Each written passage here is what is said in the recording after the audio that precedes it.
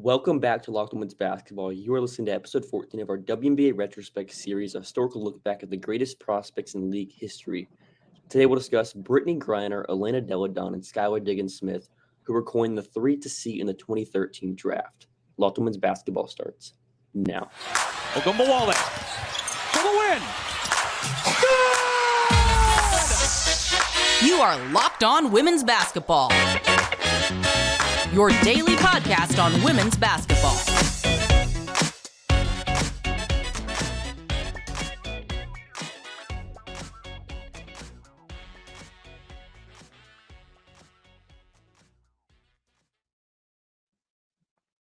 Welcome. You are Locked On Women's Basketball. Thanks for making us your first listen every day. We're free and available wherever you get your podcast and on YouTube. My name is Hunter Cruse. I'm your Saturday host covering the WNBA draft and prospect scouting. I'm joined by my co-hosts Adler and Lincoln Shafer. M covers the WNBA with a focus on player development in the game within the game. Lincoln is our biomechanics guru and contributes to our WNBA draft coverage at the Next. This episode is brought to you by FanDuel Sportsbook, the official sportsbook of Locked On. Make every moment more right now. New customers can bet $5 and get $200 in bonus bets guaranteed. Visit FanDuel.com/LockedOn to get started. Our conversation subject today is the three to see from the 2013 draft. Griner, Delle Donne, and Diggins-Smith brought the WNBA draft to a mainstream stage as the most highly anticipated trio of prospects to enter the league ever. We'll discuss Griner's prospects in segment one. We'll also discuss Delle Donne and Diggins-Smith later on. So without further ado, let's talk about Brittney Griner's greatness at Baylor. The first thing that stands out about Brittney Griner, and also the second thing, and the third thing, and the thing you basically can't stop noticing, is the fact that there is just a player who is 6'8", and no one else on her team in the regular lineup is taller than 6'1", maybe 6'1.5". And this is an era where, the average collegiate center wasn't 6'3", 6'4" like it is today. So you have a player who was just routinely more than 5 inches taller than everyone else on the court. It's just so funny. It's just so funny. Just the difference in height is ridiculous. It's like watching Margot Didek against WNBA competition, like we talked about, like 2 months ago. It's just this player is so tall, it makes everyone else look tiny. Every time she shoots, you're like, how does she ever miss a shot? There is no way anyone can possibly contest it. Can anyone stop her from backing down? Maybe. I mean, historically, the answer was no. She's the most talented and most dominant NCAA basketball player, maybe of all time. She has Most naturally talented, at least. Yeah, absolutely. She oozes raw talent and athleticism, and her fluidity and athleticism at 6'8", maybe 6'9", is just astounding. It's beyond description how much she's just like dominating on pure talent and athleticism. It's ridiculous. And I think just from a scouting perspective, when you're dealing with a player like this, where they have so much physical talent, you want to see how their other physical talents, can accentuate that. If someone's this big and clearly has this level of stride length and this wingspan, for reference, she is a plus 7.5 wingspan. Her wingspan is 7'3.5", which we'd usually rank among the best in the NBA in literally any year ever. And that's the thing. I think the first thing you want to think of when you, as a scout watching her, is, are there other ways that sort of accentuate this, or are we looking at, sort of a current Camila Cardoso, where, you're hoping for development there, but as it is with Cardoso right now, there isn't a lot of, mobility, agility that really accentuates that, and instead you just sort of have a big old block you can move around. But with Brittney Griner, her stride length is so effective. She clearly does a lot of lunges in warm-up. She has really good burst for that size. She has elite core stability, and her hip flexibility, I think, was frankly very impressive for her size, and especially the way that she's able to combine those things and have her sort of footwork be really agile and really soft down low. Sort of within 8 feet of the basket, she's able to move quite well and create angles where she honestly doesn't even need to. Yeah, one thing for me was just her court awareness in general. She navigated double teams so well.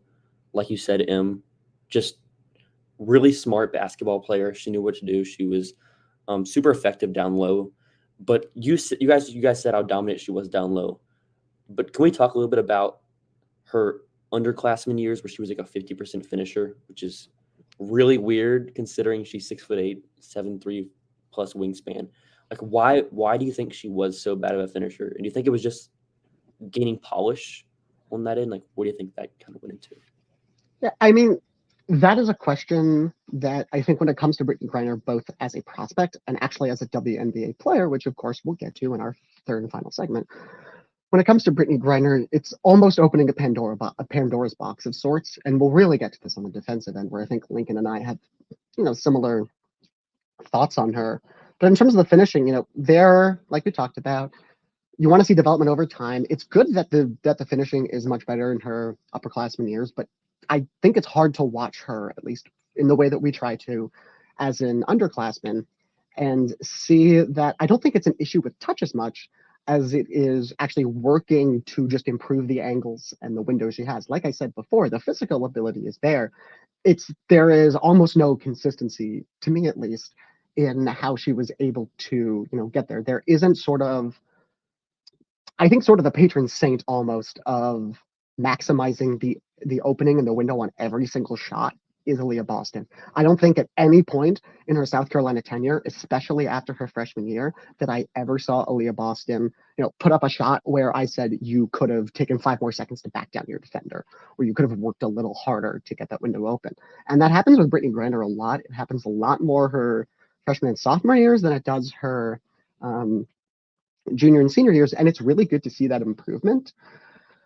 But you almost have to ask sort of how much comes from that being her sort of refining which shot she's taking versus her being able to get better at opening all of the shots. And I think there's a little bit of mix of both, which is both a pro and a con. Let's get to the defense now. Lincoln, she averaged a lot of blocks.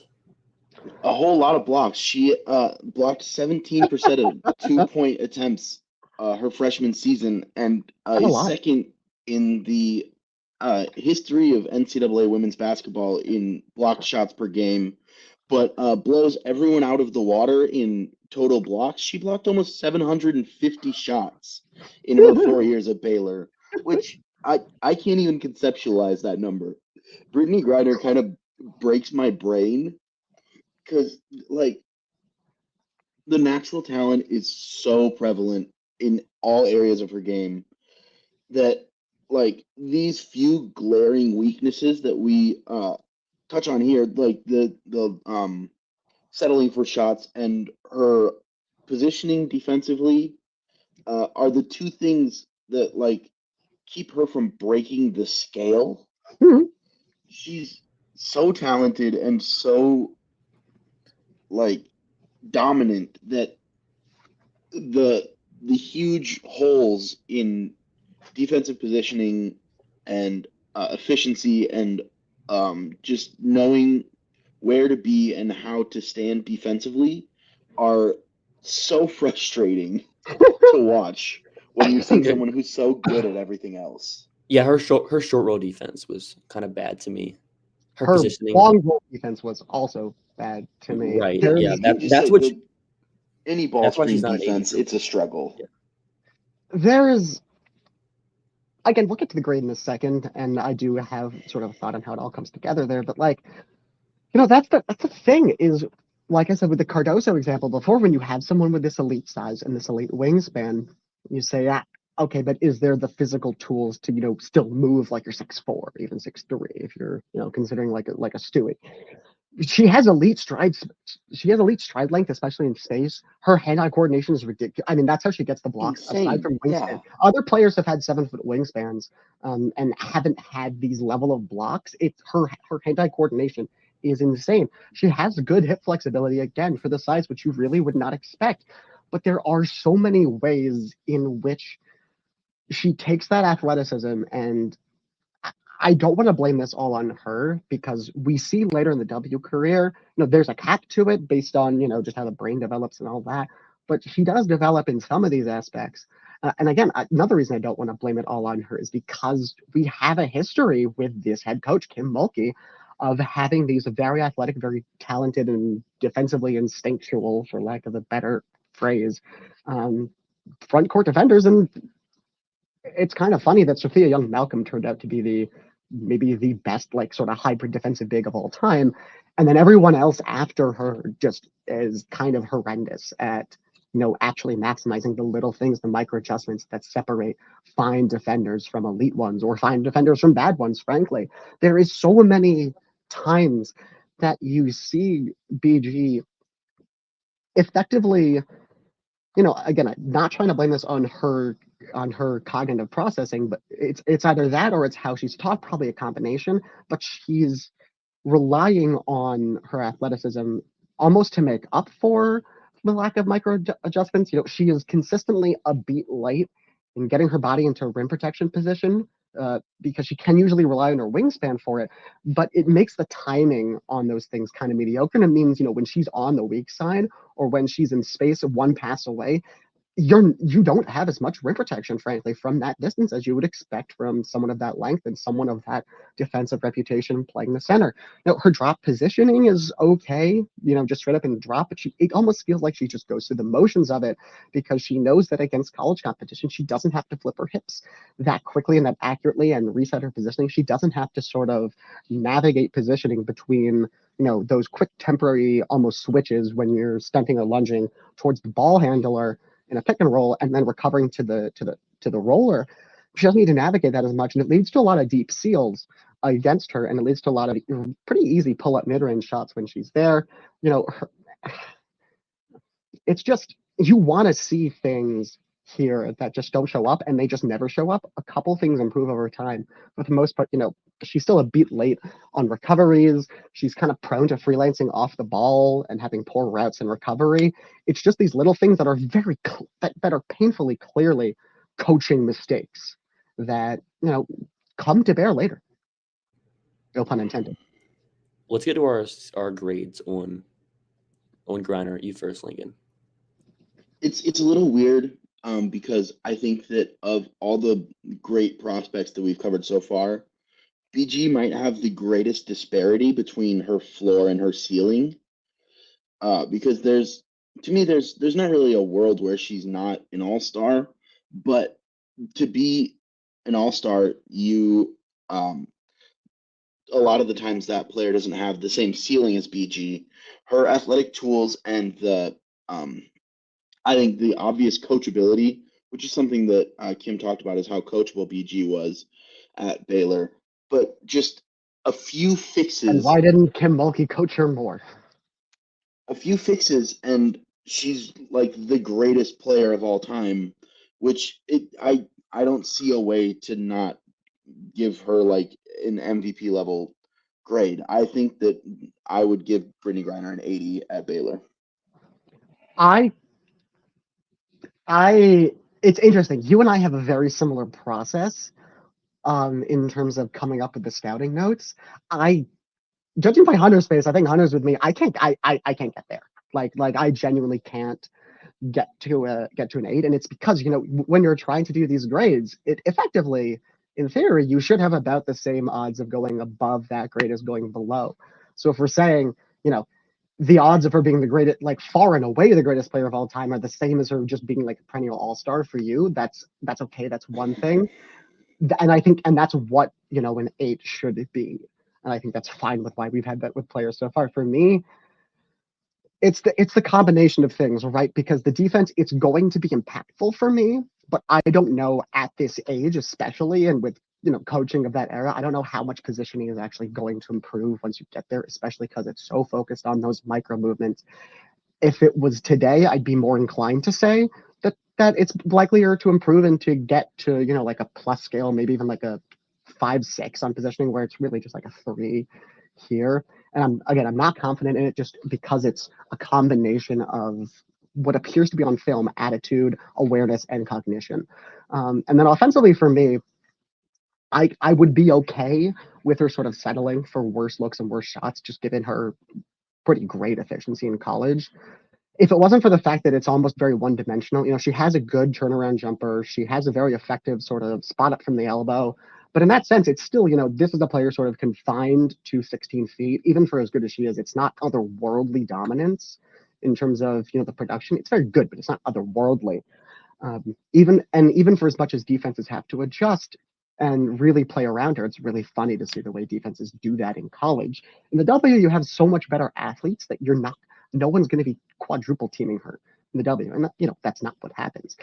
The biggest separation for me, I think, in terms of going up more than a full grade is like if she had any sort of like dribble control out of the face-up, like any whatsoever, if she could just drive from the elbow to 8 feet, 7 feet into a post-up or into a layup, for me, like I would consider her the most unstoppable offensive player of all time. But since she doesn't, it's just for me like handle is always sort of the hardest thing to improve. And if I can't project that, it's almost sort of not quite one-dimensional, but it's very, very hard to not get schemed out of that. For me, this is a soft 7, like a soft 7 at that, if we're going to be honest. I see as much potential for a sort of perennial lower-end all-star as an MVP candidate. Yeah, I said like a solid 70. I'm probably a little bit higher on you than my grade in terms of the 70. But I think Griner's hype as a prospect was because of just the unrealness of her game. Like, there was an article recently from like the best prospects, most hype prospects ever, and Griner's on that list because she averaged so many blocks. She was so impactful, and she was just someone we've never seen. But in terms of translatability, MVP value, I think, like you said, the holes in her game make it hard for me to kind of project a reasonable MVP outcome for her because there's just so much that needs work on. Some of that revolves on what Kim Mulkey did as a coach too. To me, it's trusting the tools. I see all the tools that are there and the athleticism and the talent, and I trust the tools is what Right. that's why I'm getting to where I'm getting is trusting the tools and seeing a lot of the mistakes that are made and thinking, oh, good coaching can fix this, which I understand where you're coming from. I'm just trusting the tools. Yeah, no, and I totally agree on the coaching point. I just wonder at a certain point how much of it becomes, raw coaching versus at some point, this is a ingrained cognitive process. And again, especially on the offensive end where I think it's just the hardest skill to improve. All right, so after the break, we'll get into our scouting report on Delle Donne. But first, let's talk about FanDuel. Snap into action this NFL season with FanDuel, America's #1 sportsbook. Right now, new customers get $200 in bonus bets guaranteed when you place a $5 bet. That's $200 in bonus bets, win or lose. If you've been thinking about joining FanDuel, there's no better time to get in on the action. The app is so easy to use. There's a wide range of betting options, including spreads, player props, over-unders, and more. So visit FanDuel.com/lockedon and kick off the NFL season. FanDuel, the official partner of the NFL.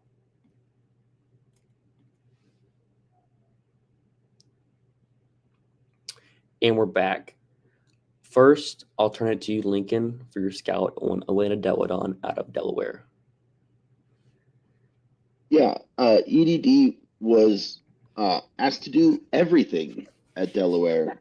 She's kind of the primary ball handler in a lot of sets. She's an all-world shooter. She's showing passing and ball handling flashes that are really impressive for a 6'4", 6'5" player. She shot 49% from the field, 41% from three, and 91% from the free throw line, while scoring 27 points per game at Delaware. So, that's some of the most elite offensive numbers that you can conceive of. To have that efficiency on that volume while being asked to do so much and drawing double teams on the perimeter, in the paint, anywhere she steps, she's making the right decision with the ball in her hands. She's basically like She's a really, really, really great offensive prospect. Really a big size with guard skills, an elite shooter, um, and scores in so many different ways. She's scoring out of pick and roll. She's scoring out of post ups. She's taking pull up threes in transition. It's just a magnificent experience to watch Elena Delle Donne play basketball at Delaware as a Blue Hen. There's not a lot to really add to that, not only because Lincoln is just like, yeah, here's every skill in the book, and she's good at it. Like, I think if anything, Lincoln might be understating some of these skills because, just at her size, she is 3 inches shorter than Brittney Griner, which is to say that Elena Delle Donne is the size of like the top half of starting centers in the WNBA. She is also especially playing the 4 at sort of a 4.5 at Delaware. We'll get into what position she plays in W later, but it is funny that someone who is 6'5" has, if she was 5 inches shorter, we would still say she has elite athleticism for her size and her position. She plays basketball at Delaware. I don't think she has a position. She plays volleyball too. Yeah. She is Delaware basketball, and there's just, some Colonial League players that decided to surround her with who, were there so the defense couldn't technically quintuple team her. Look, she has like insane core stability, her lateral athleticism, her burst, her speed, everything is genuinely astounding. I think for as much as Brittney Griner jumps off the page because of the ridiculous size, you watch EDD and it takes maybe 2 minutes to be as impressed, not because she is just like physically standing there as much of a presence, but because when she starts moving, you go, oh, this is a player who, playing against Maryland, playing against Penn State, was by far, it's not even close, she's the best athlete on the court against, teams like Alyssa Thomas and Lexi Brown, by far the best athlete on the court. It is, I think when I talked about with Brittney Griner, how do the scoring things come together to create a package where, it's not just a play finisher, but it's someone who can really lead and direct an offense. BG was a plus passer, especially for a center and especially for as much attention as she commanded. And with EDD, there's just a lot less people to pass to at Delaware, to be quite honest. It's the Colonial League. But she clearly has a very good process about finding the open player. She gets the ball in the right spot. And what's I think the most impressive thing to me is, like, and you mentioned her like insane numbers. She had put up, I think she and Caitlin Clark are basically in a league of their own when it comes to points per game against, sometimes legit competition. But EDD still was not forcing the ball, which is kind of crazy. She doesn't force it. She gets the ball to the correct outlet when it's not quite there for her. But when it is, she is impossible to read. It is mind-bogglingly smooth how quick she is from, just handling the ball to pulling up from 3 or pulling up from mid-range shot versus just going straight off the dribble. She doesn't need to be in a triple threat position. It looks exactly the same until the moment it doesn't. And the moment it doesn't, she's either one step by the defender or she's pulling up. And again, we are mostly watching her against a real Power 5 competition and not Colonial League teams, which is, hard to do. We have to get different access to that, but that's what you have to do with this kind of player.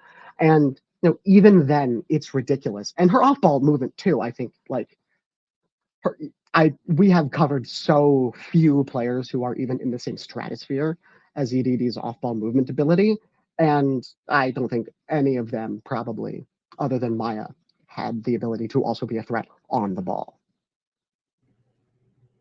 Do you guys have any comps? The one I had first was Dirk. That was the one comp I had for EDD. Yeah, no, I like that. I like that comp offensively for sure. I mean, for the obvious reasons. Sorry. For me, the one thing I actually think Lincoln and I didn't touch on was, defense. When we're talking about someone who is going up in a lottery against BG, and even though Skylar Diggins-Smith is not quite the same level, we're talking about defense. I think for me, it's very easy to look at EDD's pro career and, make a very, very sweeping judgment that she's not a good defender, which I think is wrong, frankly. And we'll get into that again later. But also looking at Delaware, you can say, she's not a good defender there either and doesn't project up. I think that's kind of right and kind of wrong. Delaware is playing a 2-3 zone almost all the time because they're a colonial league and because they don't have real Power 5 level talent outside EDD. She's playing center in this zone. You kind of have to, when it comes to this, you have to almost eschew that. She's not playing the 5 as a pro. And you have to look for possessions where she's in main coverage, where she's defending a little bit more in space. And frankly, I was incredibly impressed by what I saw, at least in terms of the raw athleticism, process, projectability.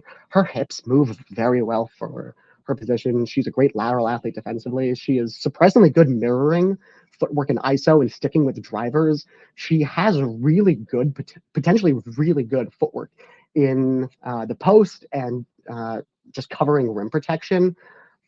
I think that's one of the things where it's almost the exact inverse of Griner, where the impact isn't there as much, but the little things that you just need a little bit of coaching to come together.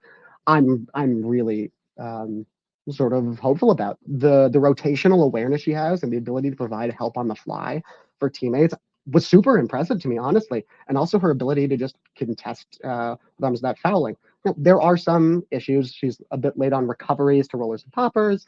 She has poor timing at the level. You probably never want to be able to hedge with her, which for the W at this time is going to be a limiting factor for someone who's playing the 3 or the 4. But, I think there are a lot of positives here on the defensive end. And at least with the lens I come to, when I'm trying to project defense for players who are sort of in the 2 to 4 range, I'm looking a lot at, the little micro adjustments. I'm looking a lot at the projectability, especially when it comes to the hips and the core. I'm looking a lot at, not just flashes, but sort of consistent ability to do things on the fly that, maybe aren't as impactful at this level, but, show that the potential is there and show that this player tries and has the ability to consistently do so, even if it doesn't always come about. That's what I get from EDD. That's what I don't get from VG, if we're being completely honest. And so I think, there are little things here and there with EDD. Like I said, it needs to be coached up on the defense. She needs to be quite literally playing the correct position in a lineup.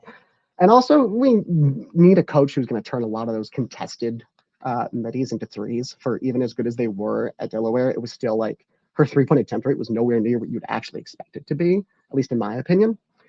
And so I think, frankly, the comp that comes to mind is like, what if Maya Moore wasn't quite an automatic 3-point off the catch shooter, but was also 5 inches taller? Yeah, That's so Kevin Durant. Almost. Yeah. Actually, that's a much better comp than that. That's basically.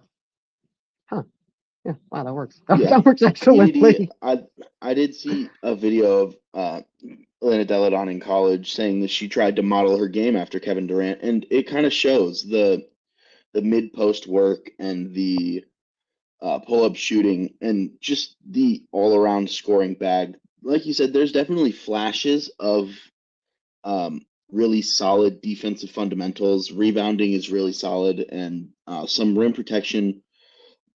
I had trouble projecting her defense in totality because of the scheme issues and the part where she's playing basically the defensive 5 against the Colonial Conference, which it's just a totally different game than what she's going to be doing defensively in the WNBA. Especially trying to move from the 5 to the wing is a difficult defensive transition. But you're right that there's definitely flashes there, but I'm struggling to project it in its totality.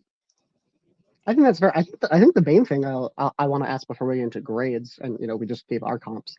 Before we get into grades, what position would you want EDD to play at the pro level? That's the issue. I don't know. Really, Hunter? It's probably the 4. Yeah, I'm pretty dead set on the 4. Again, just given what I see from the health, the versatility, and the rotation instincts. Which, yeah, I think that's fair. But offensively, she's like a 3 plus 3 inches. Right. So it's just offensively, it almost doesn't matter where you put her, right? It might make for some weird defensive fits, which we see happen in Chicago, but not her own fault. It's yeah. She's an awesome basketball player, though. on that note, I think, it is not hard to figure out from my defensive projection, at least. I have her as a soft 8. I see this player as actually I have her at least as a soft 8. I could be talked up to a solid 8. This is a player who, to me, I think the more likely outcome than not is at least a decent defensive player, if not sort of a plus help defensive player. And I think offensively, the floor and the ceiling are, both at least all-star level. Yeah, I think that my slight confusion with the defense is the only thing keeping me from the 80. She's clearly an offensive superstar, and I have like a solid 70 grade. Yeah, very fair. I'm in the middle. 70 plus is like kind of where I would be. And for you, Em, could you imagine Diana Taurasi, Elena Delle Donne duo? Could I imagine it? Ah, yes. There were, That Lincoln. 3-point rate. Oh my God. Lincoln, with his historical knowledge, can speak this better than I. With historical knowledge of conversations at the time, can speak to this better than I can. There are. There's no sense in beating around the bush. We're talking about a very masculine Black player at a Southern University in Baylor, and one who, there were signs at the time, and she quickly came out after graduating as gay, versus Elena Delle Donne, who was white. She's at Delaware. She I wouldn't necessarily call her femme, but she's not as just like straight up mask as BG generally is, and EDD also obviously gay, but socio-politically it interacts again with her presentation very differently. And I think what you get is there is a combination of things. We talked in this pod for literally a half an hour just now about reasons why we are I think our consensus grade is effectively even on BG and EDD. Hunter, you and I could pretty easily be talked into. I would do it straight up, having EDD over BG in terms of ranking this class. And that's one aspect of it. But again, with what I just mentioned, with this sort of sociocultural implications here, there are a lot of people who are looking at these players and either consciously or unconsciously very eager to let their biases get in the way and say, EDD is clearly a much better player than BG. A couple months after the trade, just even through their rookie seasons, both were playing really, really well. And, you have Phoenix fans saying, oh, we made the wrong pick. Is it because of racism? Some yes, some no. Plausible. Yeah, exactly. Is it over? There wasn't really that much conversation, as far as I can tell, before the draft about who should go 1 and who should go 2. I think that because it was always pretty expected who would go 1 and who would go 2, yes, aside from so. whether or not someone should. Very much like the Sabrina Satu draft. Mm-hmm. I think is the way I would compare that. So where do we fall on our consensus grade for EDD? I think it's a strong 7. High 7, yeah. 7. All right. So after the break, we'll talk about Skylar Diggins-Smith's prospects and more. Birddogs make you look good. Birddogs stretch khaki shorts are designed to fit slimmer through the thigh and leg, giving you a truly sculpted look. Birddog shorts are the exact same as Lululemon, but fit way better. They fit way better than the regular shorts that are made of stiff, restricting cotton. Go to birddogs.com/LockedOnNBA or enter promo code LockedOnNBA at checkout for a free Birddogs water bottle with your order. That's birddogs.com/LockedOnNBA for a free water bottle at checkout. You won't want to take your Birddogs off. We promise you. Welcome back. I'm your host, Hunter Cruse, and it's time for us to talk about our third and final prospect of this episode, Skylar Diggins-Smith. I'll give you the floor, Em. Hi. Skylar Diggins-Smith is a fun player. Skylar Diggins-Smith is a very good prospect. Skylar Diggins-Smith is clearly an impact point guard. Skylar Diggins-Smith is really not a good reason to call this draft the 3 to see. I like her as a prospect. But it's not hard to watch her and see, fun player, probably a good pro. It's also not hard to watch her for 5 minutes or to even look up her stats, frankly, and go, not at all on the level of BG and EDD. Like it's not even close. Not the same at all. No. And part of that's positional. It's got to do a lot more things a lot better as a guard to be that level of impact. But the best way to describe it is there's a lot going on here when it comes to her game. First of all, excellent physical ability, like especially for someone who is only quote unquote only 5'9". Excellent stop start, the burst, the lateral quickness, the sort of smoothness into pull up jumpers. Well, pull up jumpers from the mid range at least. The at least coordination on 3-pointers, the how smooth she is at passing off the dribble, especially. There is a lot of physical things that you're like, okay, there is no need to question at least what the sort of ceiling is, assuming that the skills are there. And it is a very interesting question with her about sort of, I think, the defensive side of the game. Not even from a college perspective, that doesn't really matter here when it comes to guard defense. But when we're projecting, and especially when we start looking, and we'll talk about in a minute, what happens with her in Tulsa/Dallas on the defensive end, it's an interesting question. She has a lot of really good defensive skills to me. The lateral quickness, the hip flexibility, the activity in the feet are really good. I think the biggest thing that stands out, at least on that end, before I throw Lincoln to talk about the rest of the offense, because he can sum that up better than I can. There's just a lot of things that she clearly has good instincts on and very good sort of footwork and hip mobility on defensively, but like almost literally just does not know how to do what the correct thing is. Sort of on the scale of doesn't know how to, can't, and won't, however you want to organize those. For me, there's very little can't, and there's a heck of a lot of doesn't know how to, which is a little bit surprising, I think, given Muffet McGraw's reputation. I'm in on Sky's defense at Notre Dame. I think it's very fun and it's really good. Really, I think that she shows really good ability on closeouts and at the point of attack. And offensively, she's a smart cutter, a really good passer. She can score in pick and roll. She can make passes out of pick and roll. She can kind of manipulate defenses. And she very clearly, very obviously reads the floor incredibly well. And I think that the reason she gets lumped in with this group is that there was kind of a drought of real high-level guard prospects in the WNBA. She's like the first high-level surefire lottery pick guard, one of the first in a while that we've talked about, and she's also the first bang-on lottery pick since Renee Montgomery, but I would say only the first bang-on quality lottery pick in a good draft since at the earliest Ivory Lotta in 2007, or at the latest. Exactly. Yeah. Maybe Lindsay Whalen.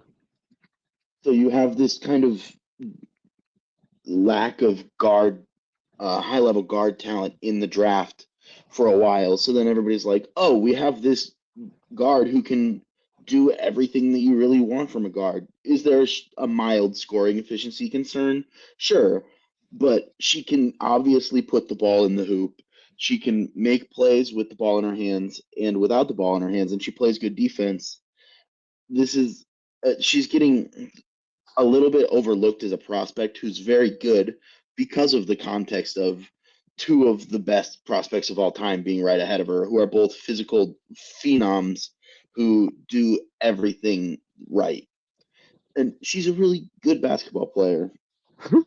Right. So it's almost a double-edged sword where, she's a really good basketball player who gets probably shouldn't get lumped in with those top two just in terms of diluting how we think about the top two, but also shouldn't get lumped in with the top two because she's good in her own right and it leads to, losing the nuance there. Exactly. With what you're saying on the offensive end, for me, the accuracy from three was decently impressive, at least just given, the load on her scoring otherwise. And the fact that it's a little bit of a janky form, but it still works. But I don't know how much you want to project, the pull-up shooting, but at least, she has a really advanced feel for being able to create dribble penetration on her own, which, again, when we're talking about guards, the only good guard prospect who had that ability before her was Lindsay Whalen. She's the first. Skylar Diggins-Smith is the first decent or even good guard prospect at actually creating dribble penetration in almost a literal decade. I'm really impressed, as were you. like you said, with her ability as a playmaker, it clearly gets better every year. She has a really good velo. She has great instincts for just seeing the right reads, adjusting to rotations, and just manipulating single defenders to open cutters that you don't even think that she's going to be able to see. I think we get spoiled in the or just in women's basketball in general, because we have a lot of really high-level passers who are high-level passers before that they are high-level scorers. Again, first player since Lindsay Whalen, I think you can say, is almost the inverse of that. And I think it leads to sort of almost underrating her ability as a playmaker who can generate efficient offense for a team. People called her effectively a combo guard, frankly, from her time at Notre Dame through, I would say, frankly, 2021. A lot of people thought of her as ideally a combo guard, which is just incorrect. All right, so where do you guys fall in your grades for Skylar? For me, it's an insane amount of just natural talent and a very raw understanding of how to use it all. That gives me a high potential, but a really low floor. Again, defense is more don't know how than can't. It's definitely not a won't. For me, just because of how volatile this is and how reliant it is on coaching, at least in the scout, could always be wrong on that, and it could just be not able to come together. For me, that's a high 6.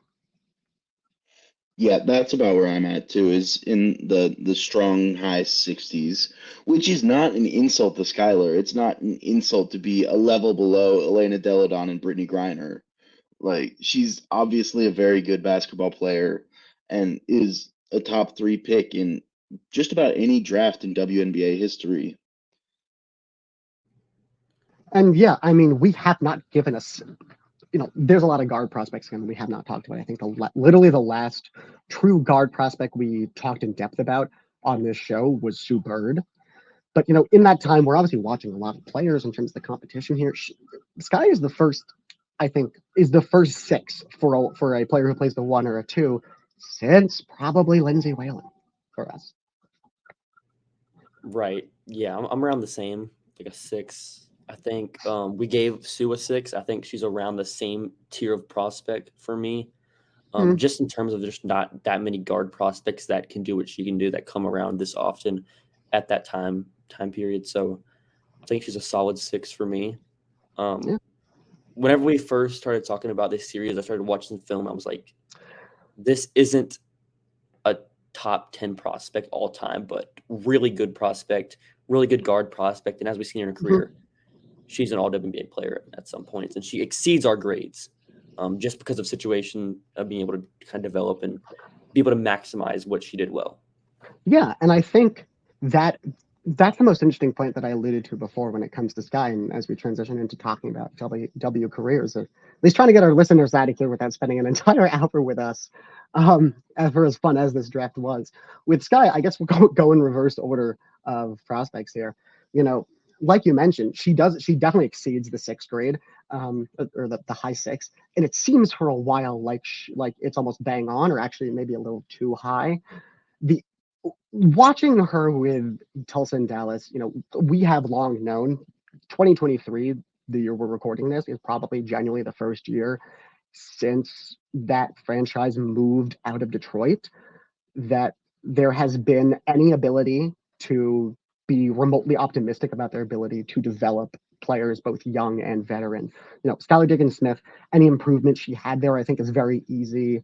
It's a very easy call to say that any improvement she had in Tulsa and in Dallas was of her own accord, of her own working out and just getting better as a player.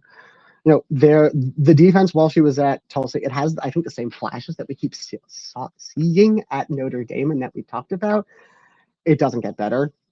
People thought of her as a very bad defender, and not that she wasn't a very bad defender, but people thought of her as just sort of a locked-in, very bad defender at Dallas Tulsa, when I think, again, it's still kind of raw, even as she gets older there. She has some of the most ridiculous offensive numbers in league history, just in terms of impact. It's kind of funny, her field goal percentage, and especially 3-point percentage, is just all over the place. When Phoenix traded for her, you knew what you were getting, really, as a playmaker. And I think it was fair to say you knew what you were getting in terms of drawing fouls, penetration. You had no idea what you were getting as a shooter. And, it gets more consistent in Phoenix. And I think, I'll use this as a transition to BG as well. So much credit, I think, in this one episode goes to Sandy Brondello. because Sky talked about many times how much she loved playing for Sandy and how Sandy really inspired her to play defense in a way that she previously hadn't. And it leads to Skylar Diggins-Smith being a genuine all defense caliber guard. We see this in our matchups with Jewel Lloyd in 2021 and 2022. Those were incredibly entertaining matchups between the two, where they're both saddled with a lot of offensive creation, but not too much. They're both saddled with being a real lead guard defender. And it's incredibly fun to watch them go back and forth. There was one game, I think, where Jewel set the single quarter scoring record for the league, and Sky ended up with like 30 points. It's just so much fun in the ways that, you see these Notre Dame prospects, guards, we'll talk about next week, coming together with what you see in Sky when she actually gets somewhere that she can develop. And for me, that's the interesting thing is, for as impactful as she was in Tulsa, there was even so much more talent. Hunter, like you mentioned, he really should have been a top 5 MVP finisher in 2020. I think it was 2022. So this is a player who had massive upside, like we talked about, and we kind of get that there. In terms of Sandy with BG, BG I find to be almost a Rorschach test of, how you watch the league. I think you can have her as a top 12 player of all time if you want. I think you can have her maybe honestly in the like 20 to 30 all-time range, or the 25 to 30 all-time range, and I wouldn't say that was wrong either. This is a player who I'll start defensively. She wins 2 Defensive Player of the Year awards. They were both completely undeserved. No offense. She's a nice defensive player in terms of the blocks. She had no business winning those awards when Catch was healthy and when Maya was playing and when Phil was in her prime. We can just be honest here. So it's almost a question of, how much do you feel that Phoenix gave up with the fact that she never really got particularly good at, consistent rim protection. She was always a bit vulnerable in space. If you were able to space her on the backside, you usually opened the rim pretty well on the front side. And that was, true for almost her entire career. Offensively, what we talked about with, having a good turnaround, having a good free throw line jumper, it gets so much better. It's just so good what Sandy's able to get out of her, and especially how she's able to help BG really work for better shots in the offensive end. The handle never gets there in the way that I wanted it to, but in terms of the ability there, just absolutely dominant, and especially as a pick and roll big as well, that really develops in a way that you didn't see at Baylor, just because Kim Melke doesn't run pick and rolls. And I think for that reason, you can end up anywhere you want on her, either one of the most dominant, unstoppable players of all time, or like an incredible play finisher with some defensive impact. But, structurally, she costs you some things that take a little bit away from it. You can end up anywhere on that. And then just to finish up, obviously, EDD wins 2 MVP awards. No one else in this episode did. EDD deserved both of them. EDD is, I think, you're wrong if you don't have her as a top 15 all-time player, but I don't think many people wouldn't have her there. For the most part, she's, I would argue, along with Becky Hammon, is just sort of one of 2 players who I think you can call just singular offensive engines onto themselves. You see this when, you land in a spot with Sky and with BG where they're put in positions, at least relative to lineups, to succeed all right, but with